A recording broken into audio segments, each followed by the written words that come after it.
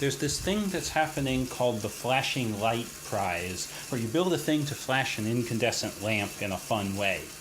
My entry here is purely electromechanical. It contains no semiconductors if you don't count the power supplies, and no relays either. So here we have 12-volt power supply.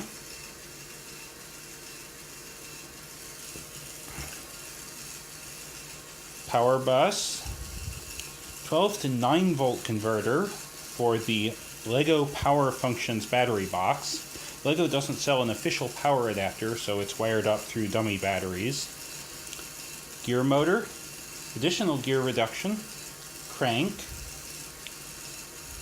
Skipping ahead, we have a 50-watt, 12-volt light bulb, and that means this is carrying about 4 amps at about 50% duty cycle. If we used line voltage instead, it'd be 10 times less current, but considerably more zappy. So here's the switch. The contacts are brass bolts, with the heads sanded slightly flat for more contact area. Behind the moving contact is a spring, which ensures firm contact pressure and also allows for the contacts to be closed for half of the crank's cycle and move together and apart at the fastest part of the crank's motion. You can hear the click when they meet.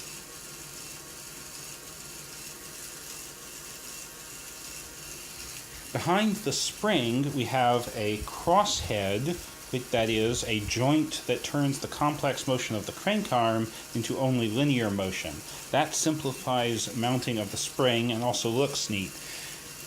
Though it might actually be good for the switch to have a little bit of sideways motion to wipe the contacts clean, which is a thing that real switches do. Let's disassemble this so you can get a closer look at the moving part.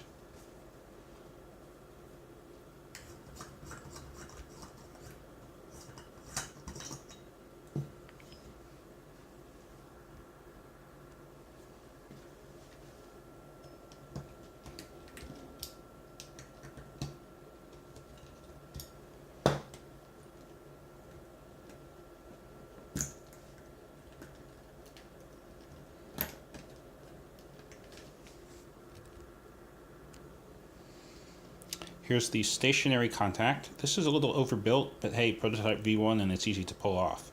So you can see that the head is a little bit flattened and a little bit arc zapped on one corner. And the moving section, a little bit warm, but you know, it's no problem. So again, we have the brass bolt, we have the crimp connector to the wire. We have this is the part that rides in the sliding rails, and this is the crosshead, which the crank part moves.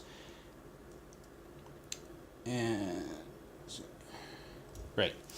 So it's also worth noting that this entire mechanical system is self-supporting. It's just set on the base plate. The base plate is not needed to keep any part of it together. This is important because LEGO base plates are not actually rigid enough for good mechanical structures. You can see that they flex. So the way this is built, it will last longer than it would others. And right.